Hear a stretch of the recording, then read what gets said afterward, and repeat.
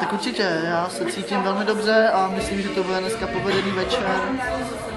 Prostě punkový výtečník, to jsem já dneska, ty vole, se to rozjede.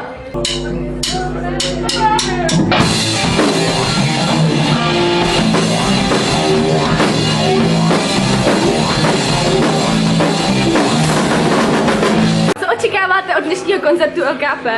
Zábavu. Písničky. No jak bych to řekl? Já očekávám, že odejdu mnohem dřív, než asi možná ještě předtím, než začnou.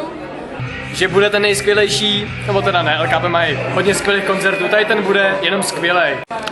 Co očekáváte od dnešního koncertu LKP? Já nevím, jako takovou tu klasiku prostě, to doba je dobrý.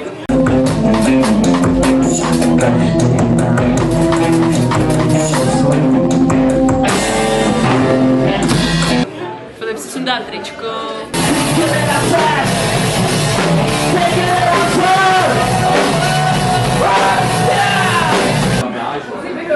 Hrajte méně, slíkejte se více. Co očekáváte od dnešního koncertu LKP? Že to totálně poserou. LKP miluju a všichni je milují a je to nejlepší kapela na světě.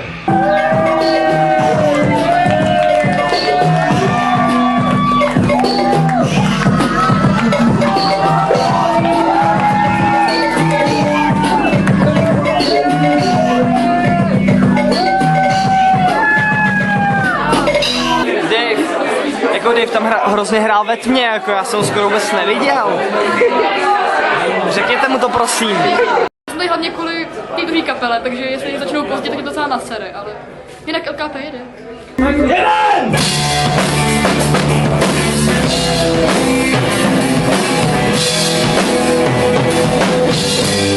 Který ze členů LKP vám přijde nejpřitažlivější?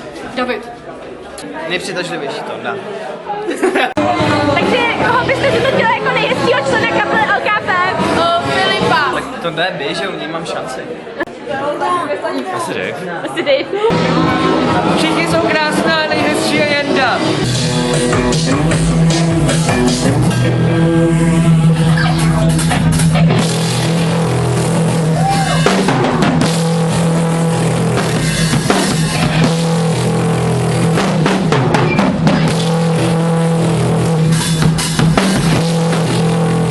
Vezmi ruce, zmatený stoupádí, možná jsem vůbec netváří. Odvázet kromu, přešlapuju na místě, vždycky všechno skončí na místě. Tak jak byste zhodnotil koncert LKP? Koncert LKP jsem si naprosto užil, byl fakt skvělej. Vařili jsme, čepice šly dolů, řvali jsme, LKP jsou super.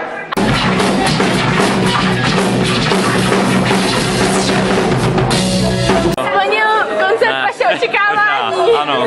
Výborný.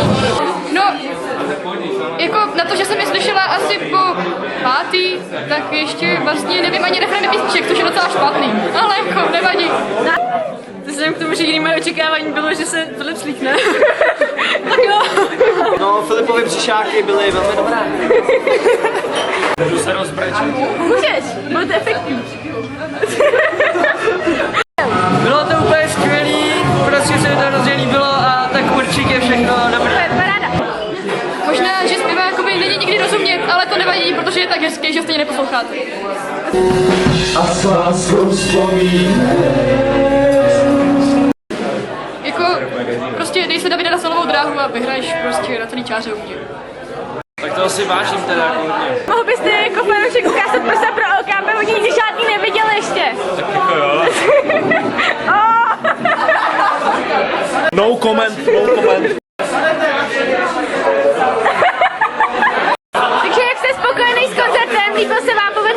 Koncert byl parádní, to byla prostě atmosféra výtečná, jako já jsem spokojený, kluci jsou spokojení, prostě, tak určitě, bylo to fajn. Tak já si myslím, že... Tonda je fakt nejlepší člověk, jo!